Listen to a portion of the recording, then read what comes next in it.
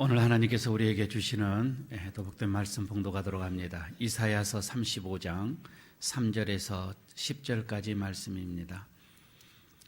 구약성경 1007쪽이 되겠습니다. 이사야서 35장 3절에서 10절까지 제가 봉독합니다. 너희는 약한 손을 강하게 하며 떨리는 무릎을 굳게 하며 겁내는 자들에게 이르기를 굳세어라, 두려워하지 말라. 보라, 너희 하나님의 오사 보복하시며 갚아주실 것이라. 하나님의 오사 너희를 구하시리라 하라. 그때에 맹인의 눈이 밝을 것이며 못 듣는 사람의 귀가 열릴 것이며 그때에 저는 자는 사슴같이 뛸 것이며 말 못하는 자의 혀는 노래하리니 이는 광야에서 물이 솟겠고 사막에서 시내가 흐를 것임이라. 뜨거운 사막이 변하여 못이 될 것이며 메마른 땅이 변하여 원천이 될 것이며 성량이 높던 곳에 풀과 갈대와 부들이 날 것이며 거기에 대로가 있어 그 길을 거룩한 길이라 일컫는 바 되리니 깨끗하지 못한 자는 지나가지 못하겠고 오직 구속함을 입은 자들을 위하여 있게 될 것이라. 우매한 행위는 그 길로 다니지 못할 것이며 거기에는 사자가 없고 사나운 짐승이 그리로 올라가지 못하므로 그것을 만나지 못하겠고 오직 구속함을 받은 자만 그리로 행할 것이며 여호와의 속량함을 받은 자들이 돌아오되 노래하며 시온에 이르러 그들의 머리 위에 영영한 희락을 띠고 기쁨과 즐거움을 얻으리니 슬픔과 탄식이 사라지리로다. 아멘. 2017년도 한 해가 이렇게 또 저물어 가고 있습니다. 1년 동안 여러분들의 삶이 어떠하셨는지요? 참 행복한 삶을 또 살았다라고 이렇게 자부하고 있는지요? 아니 지금은 어떠하는지요? 지금도 나는 넉넉하고 부족함이 없는 그렇게 생각을 하시면서 지금 2017년도 끝자락에 서 있는 우리들의 모습을 이렇게 생각해 봅니다. 사람은 개인 혼자만 살아가는 것이 아니지요. 더불어서 살아가고요. 또 사회에 어울려서 살아가기 때문에 주변에 일어나는 어떤 많은 사건들과 밀접하게 우리는 또 관계를 맺어가면서 살아가고 있습니다. 그렇게 생각하면 이 사회의 이 분위기가 곧 또 우리들의 행복에 또 척도가 있게 될 수도 있는 것이지요. 생각해 보게 되면은 참 세상은 그렇게 녹록하지가 않다라는 생각을 해봅니다. 참 팍팍하지요. 분명하게 어떤 물질적인 거나 여러 가지 우리들의 이 삶이 옛날과는 비교도 할 수 없는 편안함은 우리들에게 있음에도 불구하고 마음은 더 삭막해져 가는 게 우리들의 삶이 아닌가 이렇게 생각을 또 해봅니다. 세상에 언제인들 힘들지 않을 때가 뭐 있었겠냐마는 그러나 예전하고 비교해 보면은 해가 거듭할수록 더 우리들의 마음이 힘드는 것은 사실인 것 같습니다.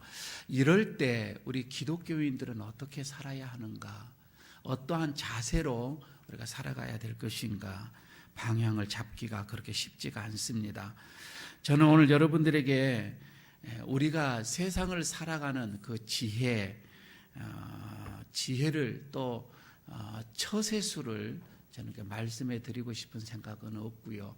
그렇다고 해서 심리적인 어떤 힐링의 방법론을 제가 이렇게 말씀해 드리는 그런 마음도 저에게는 없습니다. 목사로서 오직 성경에서 말씀을 하시고 성경이 우리에게 하시는 이 시대에 어떻게 우리에게 살아라고 하시는지 오늘 말씀 속에서 우리가 한번 생각을 해보고자 합니다. 대림절 셋째 주일에 우리가 묵상하는 이 말씀 속에서 몇 가지 하나님의 음성을 우리가 듣습니다. 오늘 이 본문의 배경은 이렇습니다.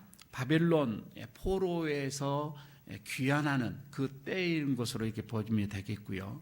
그러니까 기원전 587년에 예루살렘이 바벨론에 의해서 함락당하고 맙니다.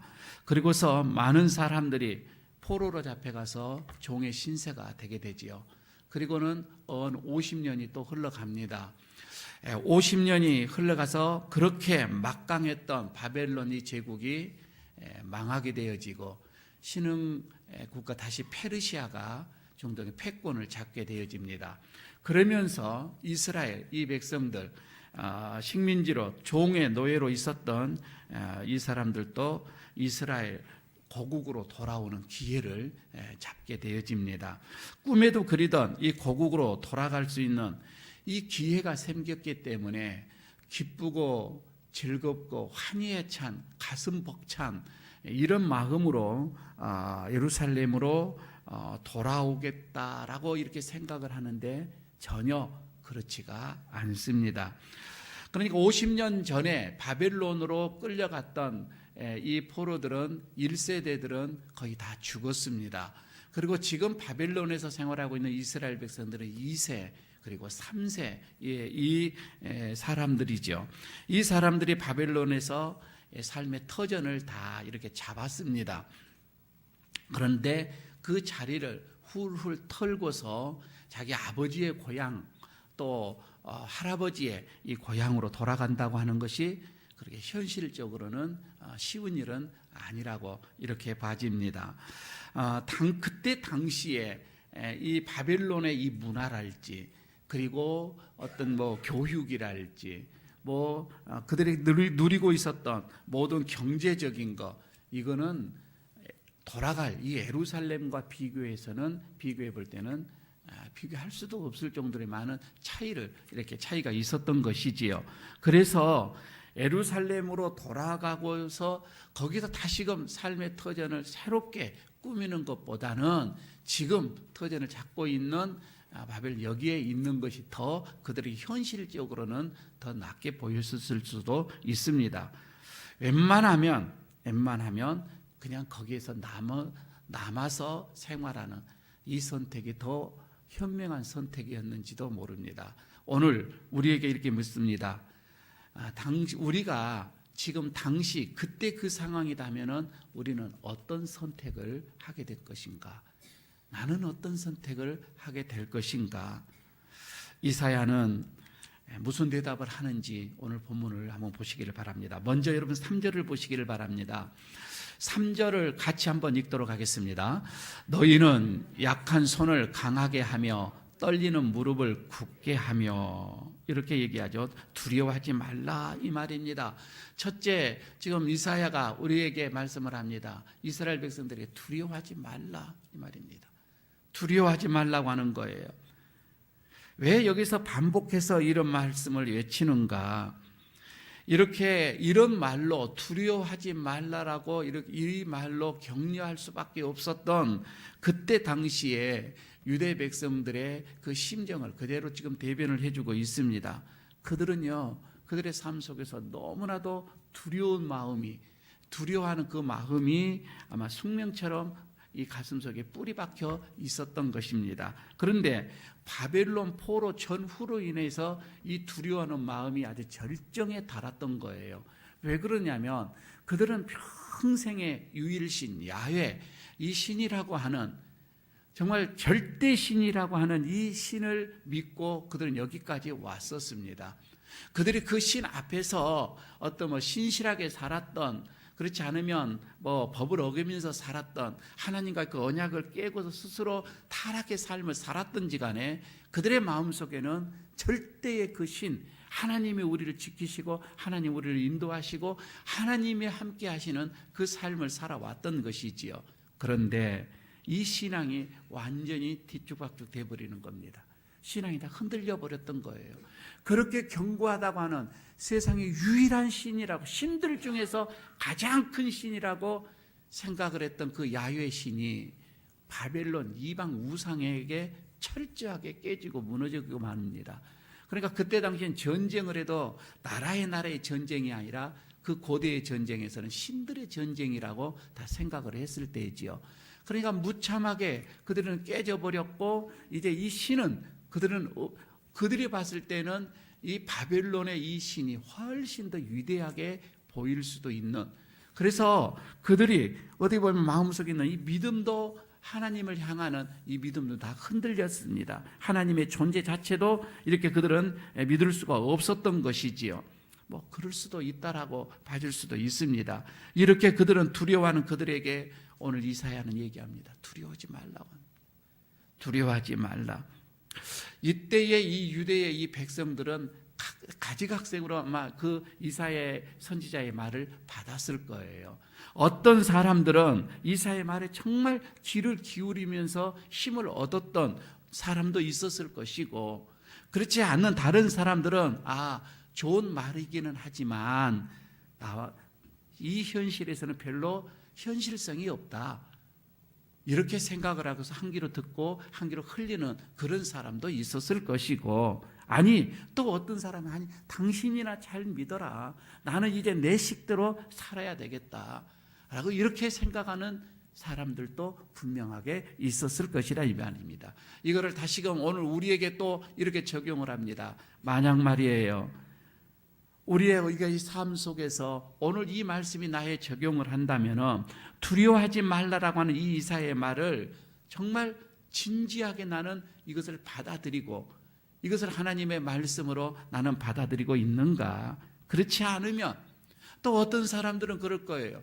지금 내 모든 삶이 평안하고 잘 풀리고 부족함이 없고, 그러니 나는 두려워할 그런 삶이 나에게는 없다, 이렇게 나는 살만하다라고 이렇게 생각을 하면서 오늘 이 말씀을 나의 어떤 귓전에 그냥 이렇게 귓등으로 들리고 또 흘러버리는 이런 성도들도 또 있을 수도 있을 것이 아닌가. 각자의 형편에 따라서 서로의 생각은 다 다를 수는 있을 것입니다.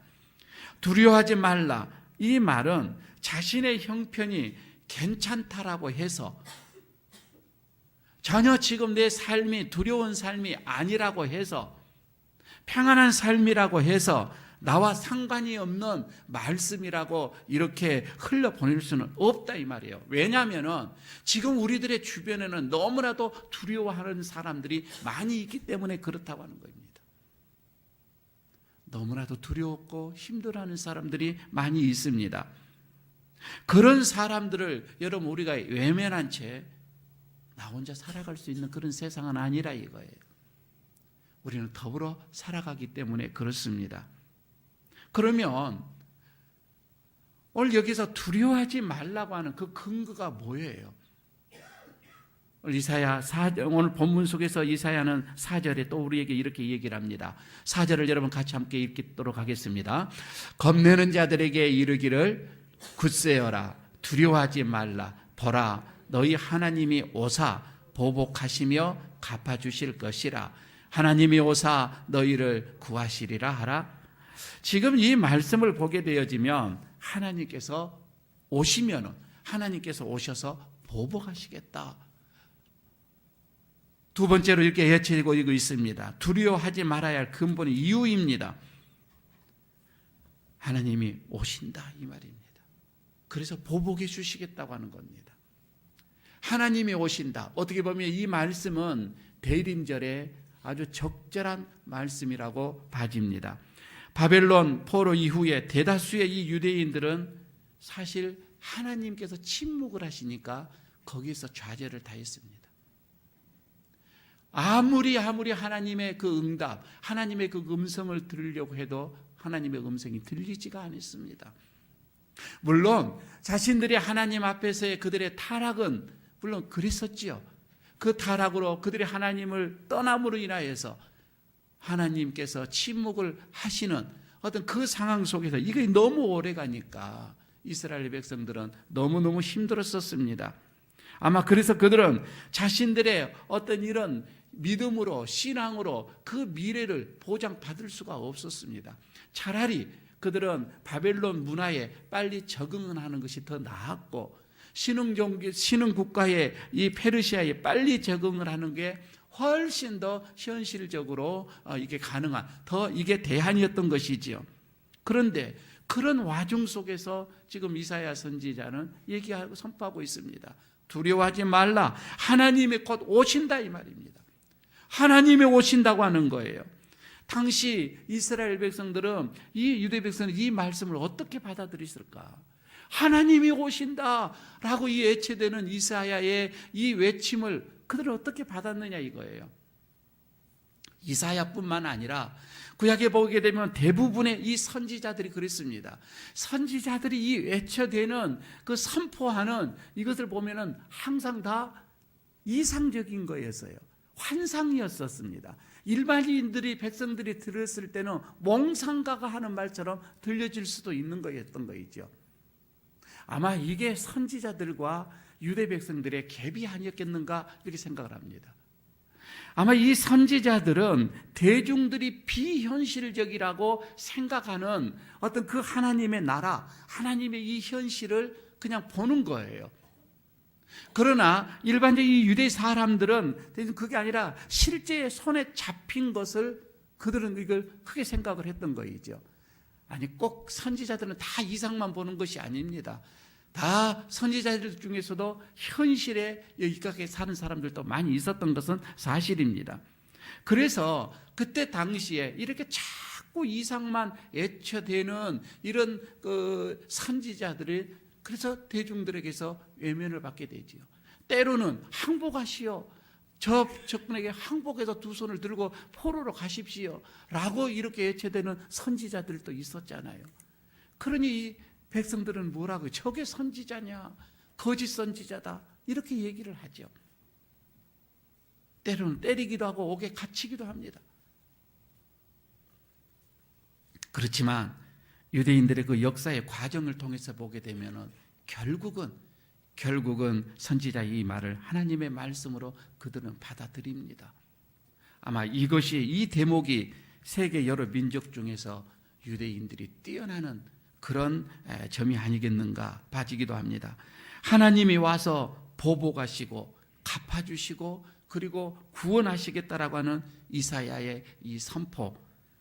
여러분 보복하신다, 갚아주신다. 구약에서는 늘 이렇게 표현을 했습니다. 그래서 이는 이로, 눈은 눈으로 이렇게 이 표현을 많이 썼는데 이거는 고대인들의 그때 당시에 그 방식대로 어떤 그 역사적인 경험을 했기 때문에 뭐 어쩔 수 없지 않겠는가 이런 표현을 쓰는 게 대해서 이렇게 보지만은 그러나 이제 예수님이 오시고 또 이렇게 신약에 와서는 이런 표현들을 다르게 표현을 쓰지요. 그렇지만 비록 이렇게 표현을 썼지만은 지금 이사야 선지자가 하고자 했던 그 말이 뭔가 그 마음 속에서 이 표현을 썼지만 단지 온수를 갚는다 이런 것으로 끝내는 것이 아니라 훨씬 더 근본적인 아마 이사야 지금 이 마음 속에서는 변화에 대한 어떻게 보면 희망이자 그렇지 않으면 어떤 염원이자 절기가 아니었겠는가 이렇게 생각을 합니다. 그래서 여러분 5절을 보시기를 바랍니다. 5절을 보면 이 말이 나오죠. 그때에 맹인의 눈이 밝을 것이며 못 듣는 사람의 귀가 열릴 것이며 그리고 6절에서도 그때에 저는 자는 사슴같이 뛸 것이며 말 못하는 자의 혀는 노래하리니 이는 광야에서 물이 솟겠고 사막에서 시내가 흐를 것임이니라. 여러분 여기서 열거된 사람들을 보시기를 바랍니다. 한결같이 맹인이고 귀가 먹었고 또 저는 자고 또 말 못하는 자고 장애인들이에요. 사회적으로 이 약한 자들이에요. 소외된 자들입니다. 그런데 앞에서 말씀을 드렸던 것처럼 지금 이사야가 두려워하지 말라라고 얘기를 했을 때에 지금 여기에서 열거됐던 이런 연약한 자들, 소외당한 자들, 장애인들 이런 사람들이 가장 두려운 사람들 아니겠어요? 이런 사람들이 살아감에 있어서 두려움의 이 대표적인 사람들이에요. 그러면 정말 이사야 선지자는 그 장애인들을 놓고 이 말씀을 선포를 했었는가? 그때 당시에 이런 정말 육체적으로 힘든 어떤 이런 장애자들을 놓고 하는 말인가? 그렇지는 않다 이 말입니다. 가만히 더 내용을 더 깊게 보게 되어지면 이사야가 그때 당시에 이들 민족의 바벨론 포로에 있던 이 사람들 실제의 장애인들에게 이 말씀을 선포했던 것이 아니라 어떻게 보게 되면은 장애인처럼 살아가는 그 유대인들을 향하여서 선포된 말씀이다 이 말이에요. 좀 더 깊게 한 걸 들어가 봅니다. 가만히 보십시오. 강대국의 그 억압에 그 강대국의 억압 앞에서 이들의 유대인들의 삶이 어쩌겠어요? 봐도요 못 본 것처럼 살았습니다. 들어도요 듣지 못한 것처럼 살아야만 했다 이 말입니다. 얼마나 극심한 불평등이었을까. 겉으로는 합리적이죠, 합법적이죠. 그러나 실제로 그들의 모든 삶은 불법이 압도하는 그 세상 속에서 그들은 장애인처럼 처절한 그런 노예의 삶을 살아야만 했다 이 말입니다. 약속국가의 그런 어려움 속에서 그들은 살아야만 했습니다. 어떻게 보면 이들에게 진실한 것이 뭘까? 그들이 간절히 바라는 것이 뭘까? 최소한의 인간의 어떤 그 품위를 갖고 살아가는 것, 들은 것을 들었다고 말을 하고 보는 것을 봤다라고 말을 하고 자기가 가고 싶은 것은 좀 자유롭게 갈 수 있는 최소한의 인간이 할 수 있는 그런 자유를 그들은 소망하지 않았을까? 악한 권력, 더 이상 그 악들이 지배하지 않는 그런 세상에서 살고자 했던 아마 그들의 마음들이 아니었을까. 그런데 오늘 이사야가 그것을 보고요 하나님이 오셔서 하나님이 오시면은 바로 너희들 보복해 주실 것이다. 보복의 이 사상, 아마 만약에 이런 의미 속에서 이렇게 했다면은 이 하나님의 보복은 저도 찬성할 것 같아요. 가만히 보십시다. 2차 대전이 끝났지요. 독일이 패배했지요. 히틀러가 얼마나 많은 사람들을 죽였습니까? 근데 문제는 히틀러뿐만 아니라 그와 함께 부역했던 많은 사람들. 그런데 지금 2차 대전이 지나고 70년이 지났습니다. 70년이 지났음에도 불구하고 그때 당시에 히틀러를 돕고 함께 부역자들 지금도 단죄를 하고 있다 이 말입니다. 얼마 전에 신문에 떠들썩하게 나왔지요. 90세 먹은 노인인데 그때 히틀러와 히틀러 부역자라고 해서 실형을 했습니다. 아니 90세의 삶은 얼마나 살겠어요. 그럼에도 불구하고 인류의 정의와 평화를 손상시켰다 해서 그는 90이 넘었는데도 실형을 받아야만 했었습니다. 이게 하나님의 보복이다 이 말입니다. 여러분, 하나님의 이 보복으로 인하여서 이제 사람들에게는 그러면은 어떤 일들이 일어납니까? 하나님이 오셔서 보복을 하신다면은 어떤 일들이 벌어집니까? 오늘 보면 마지막 절 10절에서는 이렇게 얘기를 합니다. 같이 함께 10절을 또 읽도록 하겠습니다. 여호와의 속량함을 받은 자들이 돌아오되 노래하며 시온에 이르러 그들의 머리 위에 영영한 희락을 띠고 기쁨과 즐거움을 얻으리니 슬픔과 탄식이 사라지리로다. 여러분, 기쁨과 즐거움을 얻는다 이 말이에요. 이건 슬픔과 탄식이 사라졌다 이 말입니다. 그러니까 시각장애인들이 보게 되어지고 못 듣던 사람들이 듣게 되어지고 이게 뭐예요? 슬픔과 탄식이 사라졌다 이거이죠. 하나님이 오셔서 보복하시고 갚아주실 때에 이런 일들이 일어나게 될 것이라고 하는 것입니다. 가슴 벅찬 일입니다. 이런 때를 기다리면서 살아가는 사람들이 있습니다. 이런 날을 기다리면서 살아가는 사람들이 있고 더러는 그와 관계없이 살아가는 사람도 있습니다. 아니 더러는 내 혼자 살기도 바쁜데 그런 것까지 신경 쓸 일도 겨를도 없다라고 생각하는 사람들도 있겠지요. 그러나 여러분, 하나님을 믿는 사람이라면, 우리가 그리스도인이라고 한다면은 맹인이 눈이 밝아지고 못 듣는 자가 귀가 열려지고 이런 이사야의 이 외침을 여러분 우리 가슴속에 받아야 하는 겁니다. 들어야 한다 이 말이에요. 왜? 우리 주변에 이런 사람이 너무 많기 때문에, 너무 많기 때문에. 그래서 우리가 그들에게 소망을 줘야지요. 우리가 그들에게 희망을 줘야지요. 그래서 예수님이 승천하시고 이 기독교의 이 초기 때 말이에요. 이 기독교의 이 초기 때는 오늘 우리가 읽었던 이사야서 이 35장을 너무 중하게 생각했습니다. 너무 귀한 장이었었습니다. 왜 그런 거 아니? 이 35장이 그대로 다 이루어졌다라고 생각을 그때 기독교 초기의 교인들은 다 생각을 했었습니다. 하나님의 오심으로 인하여서 슬픔과 탄식이 사라졌다. 하나님의 오심으로 인해서 슬픔과 탄식이 사라졌다. 여러분, 이것을 예수 그리스도가 오심으로 인하여서 이것이 응해졌다, 이렇게 그들은 다 생각을 하고 있었습니다. 그래서요, 실제적으로 마태복음 11장에 보게 되면 세례 요한이 옥에 갇히게 되어집니다. 세례 요한이 옥에 갇혀서 자기 제자들에게 예수에게 가서 이 질문을 한번 해봐라 하고 얘기를 부탁을 합니다. 그 질문이 뭐냐면은 이 35장 이것을 빗대서 하는 거예요. 정말 당신이 오시는 그분입니까? 오신다고 했는데, 하나님 오신다고 했는데 그분입니까? 아닙니까? 정말 당신이 와서 이 세상을 보복하시고 갚아주시고 구원하실 그 하나님입니까? 이것을 제자들이 물어보라고 이렇게 얘기를 합니다. 제자들이 가서 그렇게 물어봐요. 그런데 예수님께서는 그래, 내가 그다라고 이렇게 얘기를 하지 않고 돌려대서 또 35장 이 말씀을 빗대서 또 이렇게 말씀을 이렇게 얘기를 해줍니다.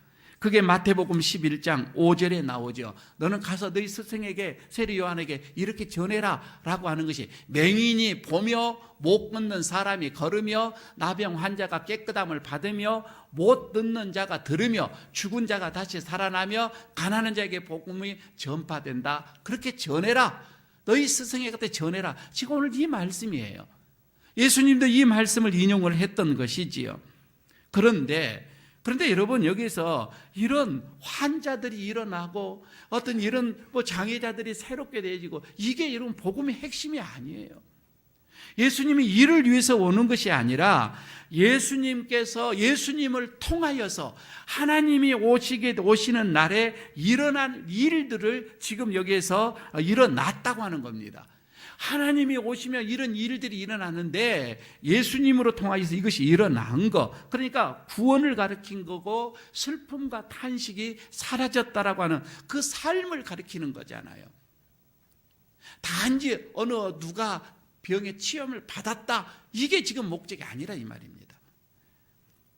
지금도 여러분 그렇지만 그때 당시 고대인들 장애가 없고요, 그리고 권력을 얻고요, 그리고 부를 쌓고요, 사회적 신분이 높아지고요.